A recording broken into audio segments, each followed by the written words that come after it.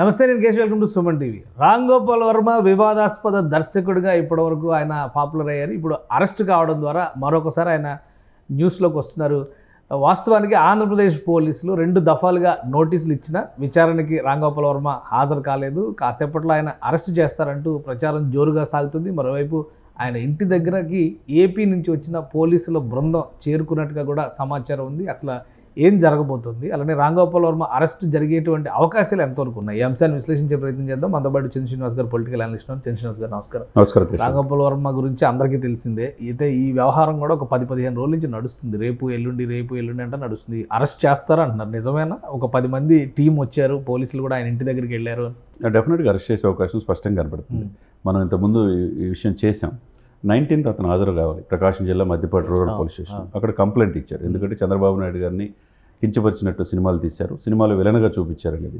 అదేవిధంగా పవన్ కళ్యాణ్ గారి పట్ల, లోకేష్ గారి పట్ల కూడా చాలా అసభ్యంగా మాట్లాడాడు. సోషల్ మీడియాలో పోస్టులు కావచ్చు, ఏదైనా కావచ్చు, గత ప్రభుత్వం ఆయన మీద కంప్లైంట్ ఇచ్చినా తీసుకోలేదు. ఎందుకంటే ఆయన సపోర్ట్ చేశాడు కాబట్టి. ఇప్పుడు తప్పదా, 19వ తారీఖు నేను హాజరు కాను, నాకు కేసే కొట్టేసేయండి, నాకు సంబంధం లేదని కోర్టుకి వెళ్ళాడు. కోర్టు అసలు జడ్జి గారు కూడా మొట్టికాయలేసి మీరు ఏదైనా ఉంటే పోలీస్ స్టేషన్కి వెళ్ళి వాళ్ళని అడగండి అన్నారు. కానీ కొద్దిగా టైం కూడా అడిగారు. టైం కూడా మేము కాదు ఇచ్చేది, మధ్యపడి పోలీసులు అడగండి. కానీ వాట్సాప్లో కేవలం 4 రోజులు నా టైం ఏంటి, షూటింగ్ బిజీ అన్నారు. ఆయన ఉండేది డెన్లో, ఆయన డెన్ ఆయన సామ్రాజ్యం. 4 రోజులు అయిపోయింది. 19 నుంచి 20 తీసుకోండి, 20 నుంచి 24 అయిపోయింది, ఇది 25వ తారీఖు. మరి వాళ్ళు కూడా ఓపిక ఉంటుంది కదా, టైం ఇచ్చారు. సరే ఎందుకులే, ఒక దర్శకుడు, ప్రముఖ దర్శకుడు ఒకప్పుడు ఉన్నాడు, సరే అని చెప్పేసి టైం ఇచ్చాడు. 4 రోజుల తర్వాత అతనికి స్పందన లేదు, ఫోన్ కూడా స్విచ్ ఆఫ్. అంటే 2 సార్లు నోటీస్. టెక్నికల్గా చూద్దాం, లీగల్గా ఇప్పుడు చాలామంది మాట్లాడేది ఏంటంటే అక్కడ ప్రొసీజర్ ఫాలో అవుతున్నారా, పోలీసులు ఏమైనా డీవియేషన్ ఉందా? 2 సార్లు నోటీసులు ఇచ్చారు, ఇంకోసారి అవకాశం ఇవ్వాలేమోగా? లేదు, ఇంకోసారి అవకాశం లేదు. ఒకసారి ఇచ్చినప్పుడు స్పందన లేకపోతే ఇంకోసారి అవకాశం ఇచ్చారు. ఇచ్చిన తర్వాత 4 రోజులు కదా, 6 రోజులు టైం ఇచ్చారు. ఇప్పుడు 25 వాళ్ళు వచ్చారు, సిఐడి ఆ పోలీస్ స్టేషన్లో వచ్చారు, విచారిస్తారు. క్లియర్గా కనపడుతుంది, ఎవిడెన్స్ కనపడుతున్నాయి. యోహం సినిమాలో ఏమేం చేశాడు, సేమ్ చంద్రబాబు నాయుడు గారు పోలినట్టు ఒక క్యారెక్టర్ను సృష్టించి ఆయన్ని దోషిగా చేస్తా, నేను విలన్గా చూపిస్తా, హీరోగా జగన్మోహన్ రెడ్డి గారిని చూపించాడు. అదే సమయంలో పవన్ కళ్యాణ్ గారు లోకేష్ పట్ల అసభ్యంగా చేశాడు. ఇవన్నీ కూడా కనపడుతున్నాయి కదా. ఈ డాక్యుమెంటల్ ఎవిడెన్స్ పోలీసులు చాలు. ఎందుకు ఇట్లా చేసామని కస్టడీలో ఇప్పుడు విచారించి అరెస్ట్ చేసి మధ్యపాడు ఒంగోలు తీసుకెళ్లే అవకాశాలు స్పష్టంగా కనపడుతున్నాయి. అంటే ఒకటి క్రియేటివ్ లిబర్టీ అనే పేరుతో ఇప్పుడు రాజకీయాల మీద ఏదైనా, మా పోసాని కృష్ణమురళి గారు కూడా మొన్న ప్రెస్ మీట్ పెట్టి కామెంట్ చేశారు. మళ్ళీ నేను కేసీఆర్ గారిని కూడా తిట్టాను, నన్ను ఏమైనా అరెస్ట్ చేశారా అంటున్నారు. సో అసలు వీళ్ళకు ఉండేటువంటి ఈ క్రియేటివిటీ, లిబర్టీకి లిమిటేషన్స్ ఏంటి? వాళ్ళ నిజంగానే హద్దు మీరారా, లేదు ఇది కక్షపూరితమైనటువంటి చర్య అనుకోవడానికి అవకాశం ఉంది? వీళ్ళు ఎక్కువ ఊహించుకుంటున్నారు సార్. అంటే మేము రచయితలం కదా, ప్రముఖ రచయితలు, ప్రముఖ సినిమాలకు కూడా చేసాం కదా, సినిమాలో హీరోలను కూడా రాయటానికి మేము కథ ఇచ్చాం కదా, మేము ఏం చేసినా కరెక్ట్ అనే భావంతో ఉన్నారు. ఆ ట్రాన్స్లో నుంచి బయటికి రావట్లా. అంటే ఎప్పుడు వస్తారంటే బయటికి పోలీసులు ట్రీట్మెంట్ ఇస్తే తప్పితే రారు బయటికి. కాబట్టి ఇప్పుడు ఆయన మొదట నన్ను పశ్చాత్తాపంతో ఉండి నన్ను క్షమించండి, నాకు ఇప్పుడు అర్థమైంది, నేను రాజకీయాలు మాట్లాడినాను కదా, మళ్ళీ ఎందుకు మాట్లాడుతున్నాడు, నేను కేసీఆర్ అన్నాడు, కేసీఆర్ మంచి హృదయం గల్లాడేవో, నేను వదిలి పెట్టు, ఎందుకులే పోసాంత అని వదిలి ఉండొచ్చు, అందరూ అలా ఉంటారని లేదు కదా.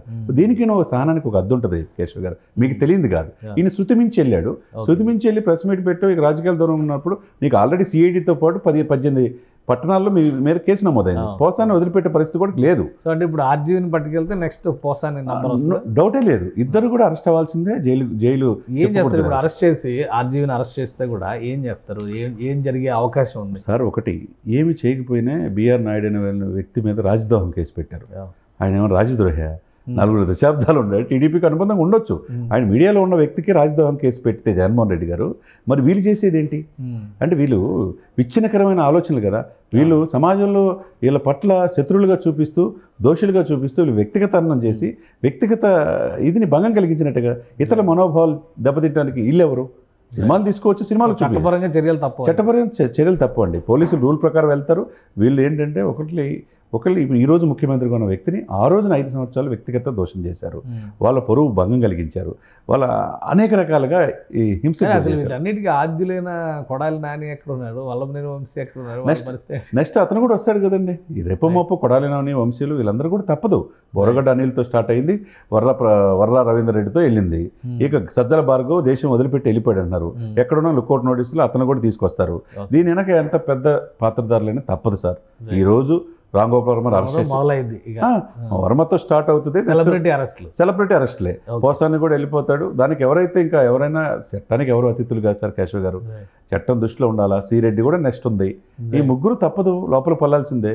వీళ్ళు ముగ్గురు ఏమనుకుంటారంటే, వీళ్ళు మేము చెప్పినట్టు జనం ఉంటారు, మాకు ఫ్యాన్ బేస్ ఉంది, లక్షల మంది చూస్తారు, మేము హీరోయిజంగా భావించారు వీళ్ళు. ఇప్పుడు ఫ్యాన్ బేస్ కాదు ఇక్కడ. ఇప్పుడు చట్టం తన పని తను చేసుకునే టైం ఆసనమైంది. ఈ రోజు కస్టడీలోకి తీసుకెళ్లి మద్దిపాడు పోలీస్ స్టేషన్కి రాంగోపాల్ తప్పదు అరెస్టు. నెక్స్ట్ పోసాని కూడా ఆయన భావ ప్రకటన స్వేచ్ఛ ఉంది కదని ఇతను మాట్లాడటం ఆపేస్తాడు అనుకుంటే మళ్ళీ ఇంకా ఎక్కువగా మాట్లాడుతున్నాడు.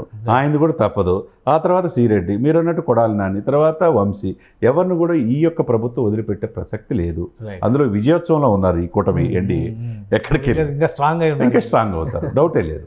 రైట్. థ్యాంక్ యూ చంద్ర శ్రీనివాస్ గారు. ఇది అరెస్ట్ తథ్యం రాంగోపాల్ వర్మని పక్కాగా అరెస్ట్ చేసి తీసుకెళ్లేటువంటి సంకేతాలు స్పష్టంగా కనిపిస్తున్నాయి. అలానే ఇక్కడ నుంచి కౌంట్ డౌన్ స్టార్ట్ అయింది సెలబ్రిటీ అరెస్టులకి. ఆర్జీవీ అరెస్ట్ తర్వాత పోసాని కృష్ణమురళి, శ్రీరెడ్డి, ఇలా ఈ జాబితా పెరిగే ఛాన్సెస్ అయితే చాలా స్పష్టంగా ఉన్నాయని చంద్ర శ్రీనివాస్ గారు విశ్లేషిస్తున్నారు. ఇది స్పెషల్ డిస్కషన్. Keep watching.